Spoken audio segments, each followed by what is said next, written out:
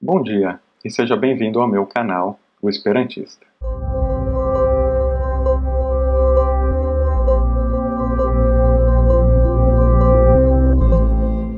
Na aula de hoje, a gente vai aprender sobre o acusativo.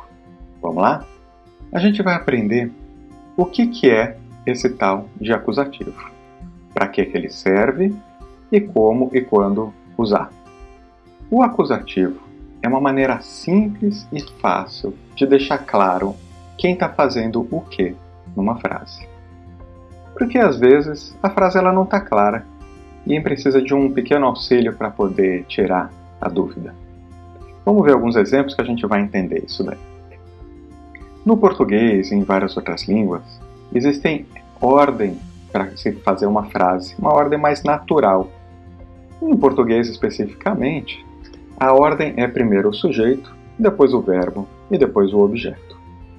Por exemplo, na frase o homem vai ao supermercado, o homem é o sujeito, vai é o verbo e ao supermercado é o objeto. Então, essa ordem ela pode ser diferente até em outras línguas. E no Esperanto, como busca ser então uma língua universal, ele busca o que tem de melhor em todas elas. E ele usa então uma função gramatical que existe em muitas outras línguas, mas que não existe no português. Essa frase escrita em Esperanto fica assim: La viro iras alla superbazaro. O homem vai ao supermercado. Agora, em Esperanto, a gente tem uma possibilidade. A gente pode inverter essa ordem da forma que quiser, sem perder o sentido da frase. Então, essa mesma frase ela pode ser escrita de 6 maneiras diferentes e todas elas são iguais. La viro alla superbazaro iras. Coloquei primeiro o sujeito, depois o objeto e depois o verbo. Alla superbazaro la viro iras. Primeiro o objeto, depois o sujeito e depois o verbo. Alla superbazaro iras la viro. Iras alla superbazaro la viro.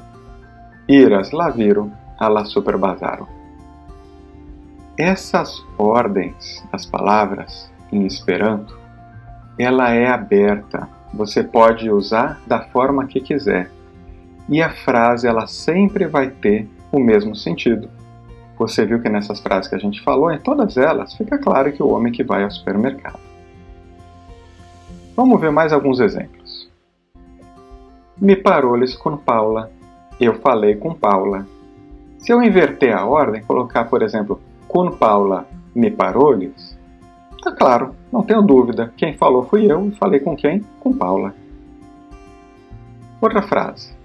En la parco Mário promenes. No parque, Mário caminhou. Essa frase até já está invertida, mas o sentido está bem claro, que o Mário caminhou no parque. Vamos ver mais uma. Curis la knabo alla cuireio. Correu o garoto à cozinha. Eu posso inverter la knabo curis alla cuireio. O garoto correu à cozinha. À cozinha, o garoto correu. Alla cuireio, la knabo curis. Qualquer inversão, qualquer forma que você quiser montar essa frase, ela tem exatamente o mesmo sentido. Vamos ver mais uma. La viro quissas la libro. O homem beija o livro. E eu posso inverter essa ordem. Por exemplo, la libro quissas la viro. E calma aí. Alguma coisa está acontecendo aqui. Porque eu acabei de falar que eu posso inverter a ordem das frases, das palavras na frase, e o sentido permanece o mesmo. Mas nessa frase, que está com a ordem invertida da primeira para a segunda, o sentido mudou, porque no primeiro parece que eu estou dizendo que o homem que está beijando o livro. E no segundo, parece que é o livro que está beijando o homem. Então calma aí, vamos entender esse caso específico. Essas duas frases, elas parecem ter 2 sentidos, mas eu, quando falo uma delas, eu só vou falar em um sentido. Tem uma que eu quero dizer. E na minha história, o que eu estou contando, eu quero dizer que o homem, ele gosta tanto daquele livro, ele tem um carinho tanto pelo livro, que ele dá um beijo no livro. Então eu quero dizer que o homem beija o livro. Mas se eu inverter a ordem, como na segunda frase, como é que eu tenho certeza de que o homem que está beijando o livro e que não é o contrário, que o livro beijou o homem? Aí alguns podem dizer assim, não, mas é porque não dá para um livro beijar um homem, não faz sentido. Não faz sentido para você que está no dia a dia pensando assim, mas faz sentido se for uma história em quadrinhos, se for uma fantasia, um desenho da Disney, onde os objetos tomam forma, e aí pode muito bem ter alguma coisa assim que faça sentido. No Esperanto não tem exceção às regras. E a regra, para deixar clara essa frase, ela também não foge, não tem como não ser usada. Por mais que possa parecer estranha, a gente vai usar uma regra para deixar claro, para a gente ter certeza de quem está fazendo o quê. Essa regra chama acusativo. E o acusativo no Esperanto é simbolizado pela letra N. E ela é colocada sempre no objeto que sofre a ação do verbo. Então, na minha história, eu estou contando que o homem está beijando o livro. Quem beija é o sujeito. Então, o homem é o sujeito. O que ele faz? Ele beija, esse é o verbo. E o que ele está beijando? Ele está beijando o livro que sofre a ação do verbo. Então é o livro que ganha o acusativo.